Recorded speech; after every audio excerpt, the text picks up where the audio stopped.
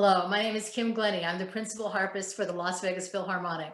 And today we're going to be discussing composer Florence Price. And we are so lucky to have with us Linda Holzer. Hello, Linda. It's a pleasure to be with you and look at you face to face. And I want to say that I happened upon Linda in my searching for information on Florence Price when I found a Florence Price Facebook page, and I had questions I needed answered. And I thought, okay, let's just try to send them to this Facebook page. And the Facebook page answered me. And behind those answers was the lovely Linda Holzer. Thank you so much for including me in this event. I'm Linda Holzer. I'm a classical pianist, and I'm also a professor of music at the University of Arkansas at Little Rock. This has special significance because, as some of your listeners may know, Florence Price was born and raised in Little Rock, Arkansas. I would love to set the stage. Now, she was born in the 1880s Yes, and 1887 was her birth year. passed away 1953. This was an interesting time. I wonder if you could set the scene for me as she was growing up in Little Rock. What was it like? If you think about geography and population, the Little Rock of the late 19th century was small by modern standards. It was a population of about 38,000 people. However, for its day, it was considered to be a very vibrant city. There was a thriving African American community, and Little Rock had a reputation as a destination for successful African American professionals. Florence Price, whose maiden name was Smith, her parents, the Smiths, her father was a dentist, and her mother had been a school teacher in Indianapolis and was a successful professional in Little Rock. She actually was a businesswoman in addition to being a capable school teacher. And she had an entrepreneurial streak, and both of her parents were very much into the arts, visual art and music. People might wonder, well, how does a Black woman in the turn of the century in the South become a classical composer? But that was the context. Little Rock wasn't nowhere. Little Rock was considered a very important southern city. What was her education? What were the chances for her education while she was in Little Rock? It's true, the schools were segregated at the turn of the century. And we all know that that means that resources were less than. However, it is really, really important that we understand that that was not at all a reflection on the caliber of the faculty at the segregated schools.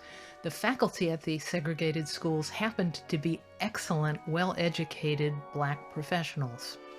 And that was absolutely the case for Florence Price. She had the opportunity not only to start piano lessons with her mother. Her next piano teacher was a woman named Charlotte Andrews Stevens, who is a legendary Black woman teacher in this city. That is the person that nurtured Florence Price as a child and also happened to be William Grant Still's piano teacher. We had these two great composers spring from this little pocket. Now I understand that Florence Smith was able to go to the New England Conservatory. I would like to point out that I owe so much to the research of the late Dr. Raylinda Brown, who's the author of the most important milestone biography, really the only published biography of Florence Price. It's called The Heart of a Woman, and it was published by University of Illinois Press. Then as now, that was a competitive admissions school. And you know, Florence Smith was young when she started there. Now we think, in the 21st century, we think of, oh, you start college when you're 18 or 19. But the curriculum available to Black children in segregated schools often finished sooner then age 17. And Florence Smith actually graduated from high school as valedictorian when she was 14.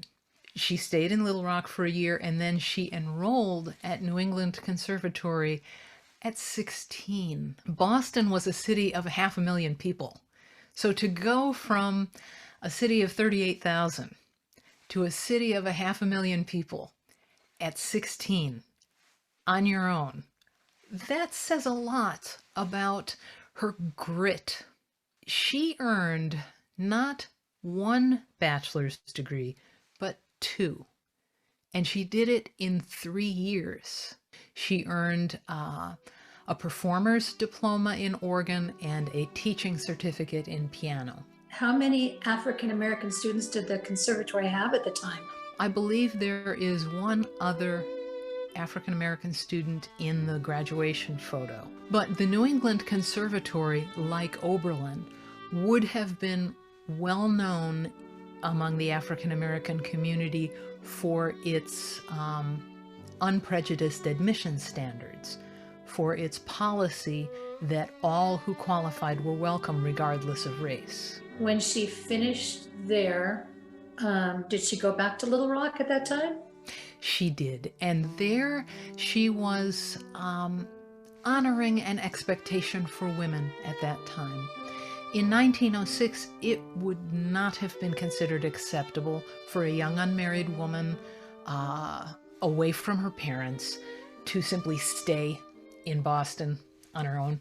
At some point, she got married. She did. To Thomas Price. It's a very interesting story to follow.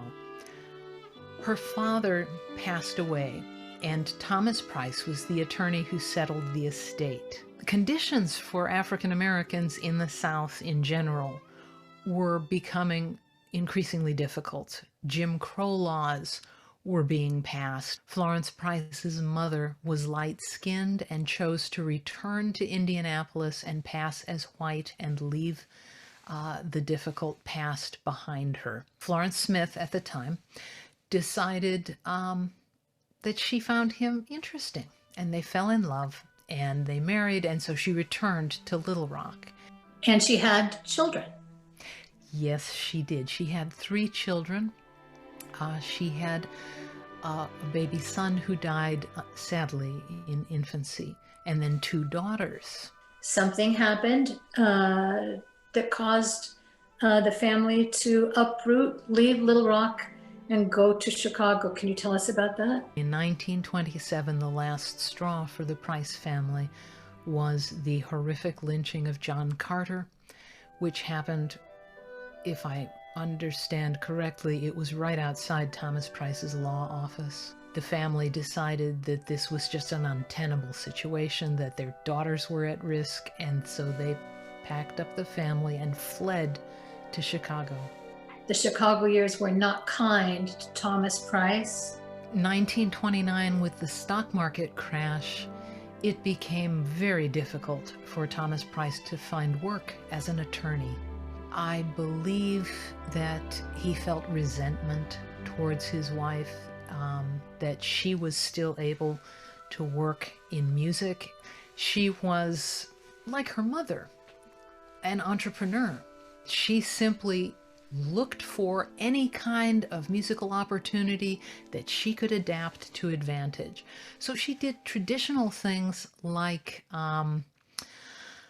teaching piano and teaching violin. She also worked on publishing pedagogic pieces, teaching pieces for children. She didn't stop there. She also worked as an organist, and one of the most colorful gigs she got, there was a neighborhood called The Stroll, and it had movie theaters, yeah. And she played organ accompaniment for silent films. Another thing that I had heard was that she wrote jingles Yeah. under a pseudonym. Yeah. She did, yes. WGN Radio.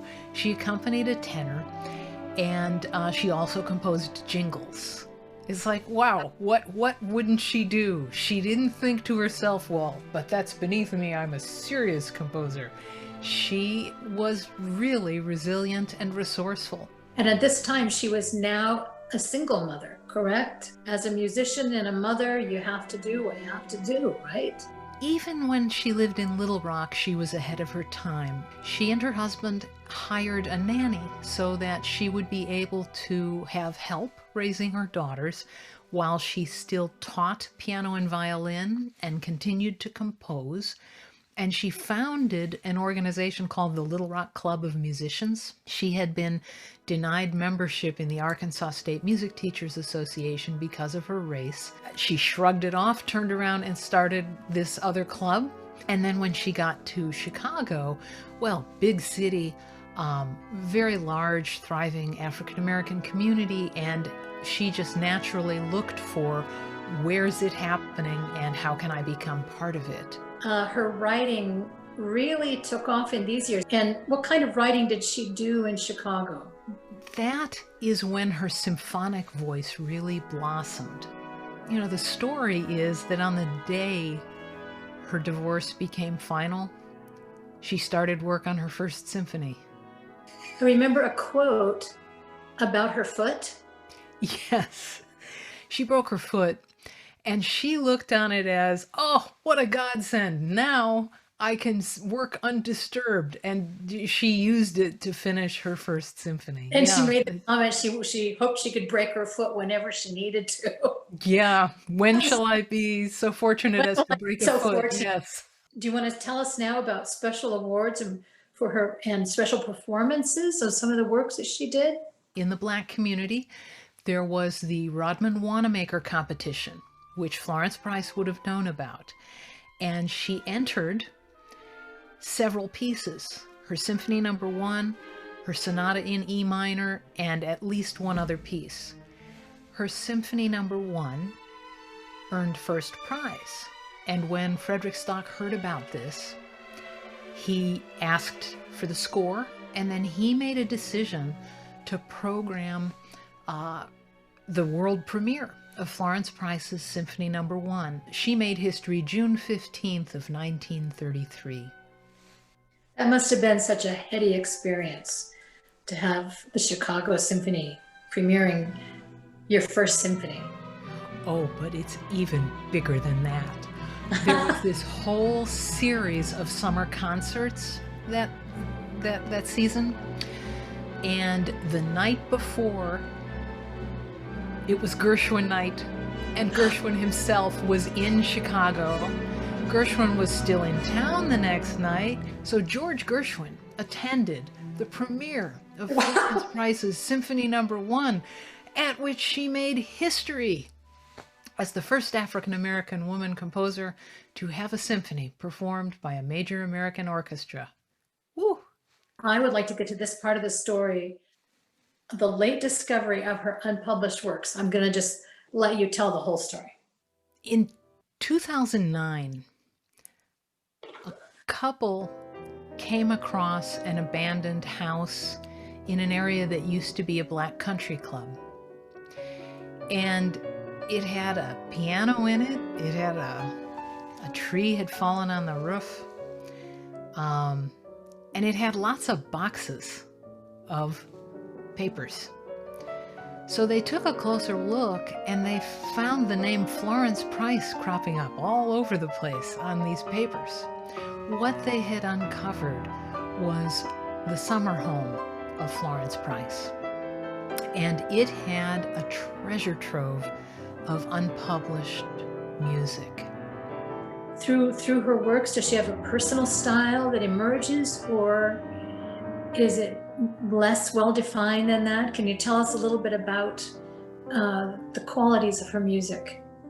As a starting point, we have to consider that she composed more than 300 works. So this was a very active composer, not a novice, and she unquestionably developed a voice in her works. I would say in developing her style, Florence Price blended two worlds. You had the influence of African American music, Negro spirituals, gospel, and then you had Western art music, which she not only studied at the New England Conservatory, but which would have played a role in the church in which she was raised. I have been struck by the orchestrations, her ability Yeah. to write wonderful orchestrations. And I think, how did she develop this ability? And I think there must not have been that. I mean, she had an explosive, great experience with the Chicago Symphony, but there could not have been that many of those experiences. How did she write these fantastic orchestrations? And I asked that question as someone who has tried occasionally to write for different instruments, thinking I know how it's going to sound. And usually when it comes back at me, it's like, what was I thinking? Not only did Florence Price have the benefit of training as an organist, through which she would be familiar with organ stops and all the colors that are entailed there, but also she was a composition student of George Chadwick at the New England Conservatory. And George Chadwick would run arranging classes, and the composition students were expected to come and play parts. So he would have sort of a pickup group, and suppose they didn't have flutes and bassoons that day, then he would say, okay, Florence, we need, on the organ, we need the flute and the bassoon. And that kind of thing was just a matter of course for weekly training. So she was immersed in that experience of being called on to play inner voices in complex orchestral textures in these classes that George Chadwick ran. Also, Frederick Stock invited her to attend rehearsals of the symphony. And that became a great training ground in orchestration. Hearing the symphony play works by all kinds of composers and hearing examples of orchestrations. And she was extremely bright and gifted. So she made the most of these opportunities, and then it turned on lights for her. Of the pieces that you know of Florence Price, which are the ones that you would pull out as speaking to you very directly? Which are the ones that you love the most? One of the things that has struck me so powerfully as I've gotten to know her music better as more has been published is that she was a virtuoso. The piano parts in anything she wrote that includes piano, whether it's solo repertoire or chamber music or concerto, have large reaches and lots of virtuoso figuration, octaves, things like that, big arpeggios. And so she had that, but also she was being tremendously responsive to her time. Back in 2018, I was practicing a piece called Fantaisie Negre by her, and I was simply thinking about it as a virtuoso piano piece. And then my colleagues in the history department here at UA Little Rock began a series of lectures and other events honoring the tragic Elaine Race Massacre's 100th anniversary. And I was at a lecture for that, and suddenly I found myself wondering, when did she compose Fantaisie Negre? So I go home that night and I look at the title page, 1929. And the music is largely original, but it includes a quotation of a very significant spiritual, "Sinner, please don't let this harvest pass." She composed this piece 2 years after the family fled Little Rock because of lynchings. She composed this piece 10 years after the Elaine Race Massacre. It just seemed so likely, the more I thought about it, that she intended this piece to commemorate the victims of the Elaine Race Massacre. Did it transform your playing of it? Absolutely. Because to think of it only as a virtuoso showpiece, you're missing the point.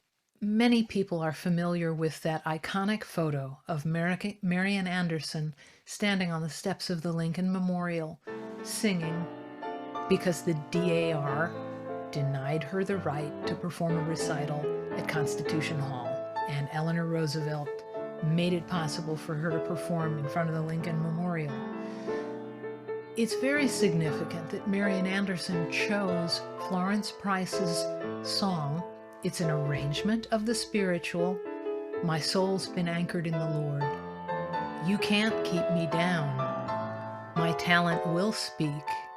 My soul's been anchored in the Lord." What of all of these things that you've told us about Florence Price, what should we remember? What should we hold in our hearts? And what should we think about when we think about Florence Price? If you look at the big picture of her life, there was never a time when she gave up. She just always found ways to do and do more and do it better.